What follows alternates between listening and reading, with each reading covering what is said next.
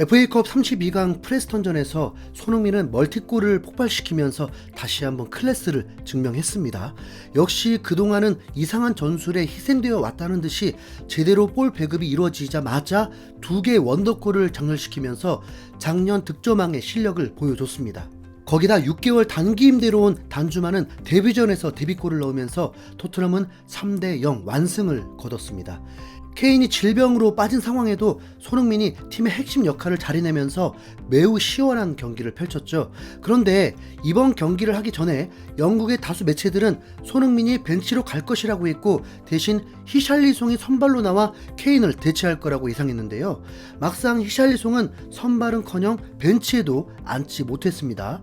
토트넘이 역대 2위의 이적료로 945억 원을 지출하면서 데려온 이유가 케인을 포함한 전방 공격수들의 로테이션이 가능하기 때문이었는데 히샬리송은 토트넘에 온 뒤에 벤치만 달구고 있습니다. 토트넘 이적 후 5경기 선발 출전, 8경기 교체 출전을 하면서 성적은 무득점에 2도움.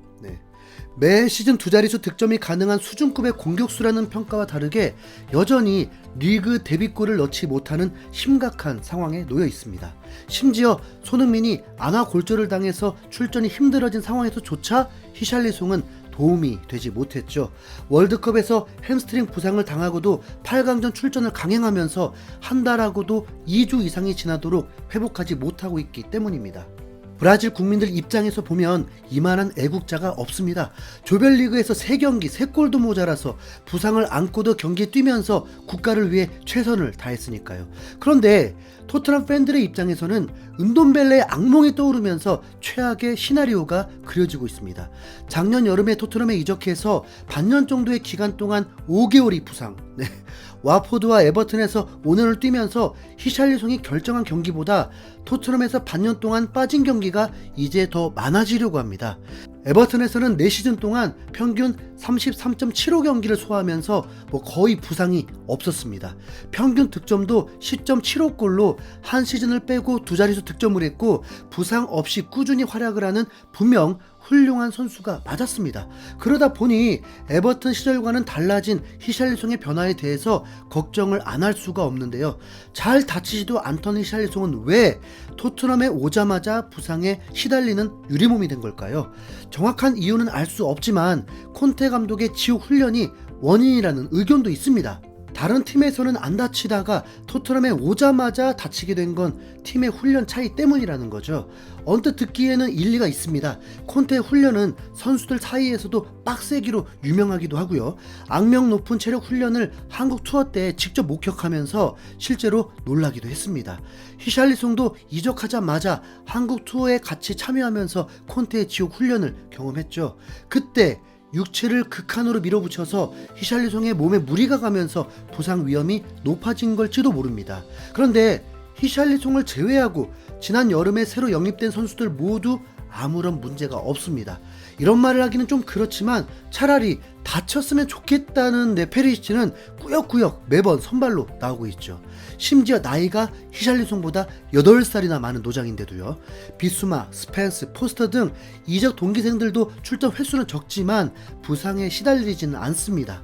콘테 밑에서 누구보다 많이 뛰는 호이베르나 벤탄쿠르도 히샬리송만큼 결장하지 않았습니다. 활동량으로만 보면 체력적 부담은 이 두 선수가 가장 클 텐데요. 부상이 아예 없었던 건 아니지만 부상 기간을 다 합쳐도 히샬리송보다는 적을 것입니다. 혹사라고 하면 당연히 떠오르는 손흥민과 케인도 마찬가지입니다. 마땅한 대체자가 없어서 거의 매 경기를 선발 출전하고도 콘테 훈련 때문에 부상을 당했다? 그런 소식은 없었습니다. 그렇다면 이 질문에 대한 답은 딱 한 가지만 남습니다. 히샬리송 본인의 잘못이라는 거죠. 945억의 몸값을 자랑하면서 매주 2억을 받는 프로축구 선수라면 몸관리 역시 실력에 들어갑니다. 몸이 자산인 축구 선수가 상대 선수의 거친 반칙이 아니라 워밍업을 하다가 부상을 당했다는 건 선수 본인의 책임이 가장 큽니다. 훈련 중에 뭔가 이상을 느꼈다면 당장이라도 멈추고 검사를 해야죠. 오히려 부상을 당한 걸 알고도 월드컵 8강전에 출전한 건 히샬리송 본인의 결정이었습니다. 다시 말해서 히샬리송의 장기 부상은 선수 본인의 책임입니다. 덕분에 손흥민은 마스크를 끼고 고통을 참아가면서 경기를 출전했고 부진이라는 말까지 들어야 했습니다. 손흥민이 쉬고 히샬리송이 뛰었으면 모든 비난은 히샬리송이 받으면서 이미 최악의 먹튀가 됐을 것입니다. 누가 와도 지금 전술에서는 왼쪽 윙어가 죽을 수밖에 없으니까요. 영국 매체인 풋볼 인사이더는 리즈 출신의 스트라이커인 노엘 웰란과 히샬리송에 대해 인터뷰를 했습니다.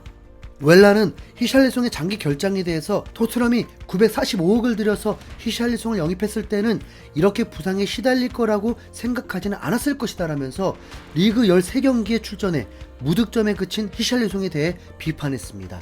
케인의 교체 멤버로 데려왔지만 그 역할을 제대로 한 적이 없다는 거죠. 현지 팬들 역시 히샬리송에 대한 불만이 높아지고 있습니다. 히샬리송은 토트넘에 와서 계속 근육 부상을 당하고 있어. 이건 누구의 잘못이지? 혹사 정도로만 따지면 케인과 손흥민이 히샬리송보다 훨씬 심해. 그런데 왜 부상은 히샬리송만 당하는 걸까? 토트넘 코치진들의 잘못이라고 하기에는 히샬리송만큼 다치는 선수가 없잖아. 팩트는 이거야. 945억짜리 선수가 건강한 기간보다 다친 기간이 길다는 거. 히샬리송은 이적한 지 8경기 만에 부상을 당했어. 풀타임 소환은 단 한 번도 없었고, 브라질 국대에서는 잘만 뛰더니 왜 토트넘에서는 출전을 못하는 거야? 연봉은 토트넘에서 받아가면서 뛰지를 않네. 손흥민과 케인을 대체하라고 945억을 쓴 건데 전혀 도움이 안 되고 있어. 매 시즌 리그 2자릿수 득점이 가능하다는 히샬리송이 토트넘에서는 리그 무득점이야. 난 히샬리송이 마음에 들지만 지난 반년 동안 대부분 부상으로 빠졌던 건 사실이야. 매우 실망스러운 모습이지. 히샬리송은 자기가 원하는 경기만 뛰고 있어. 월드컵과 챔스만 나가고 싶은가 봐. 이적료 945억, 연봉 104억, 성적은 리그 무득점, 챔스 2득점, 먹튀 그 자체야. 히샬리송이 월드컵에 가지는 열정만큼 토트넘 경기에도 열정이 있으면 좋겠어. 아무리 생각해도 워밍업 하다가 다쳤는데 2개월이나 결장하는 건 이해가 안 가. 히샬리송이라는 사람은 정말 내 스타일이야. 그런데 토트넘 선수로는 불만족스러워. 이전 부상은 몰라도 최근의 결장은 히샬리송의 책임이 100%야. 8강전에서 쉬었다면 회복에 2달이나 걸리진 않았겠지. 2월에는 히샬리송을 볼 수 있으면 좋겠다.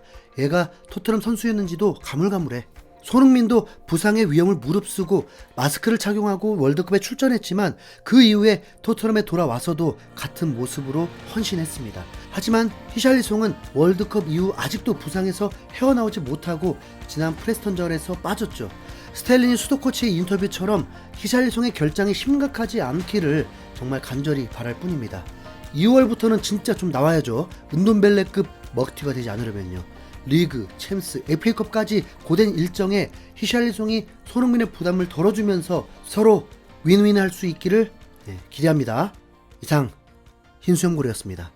감사합니다.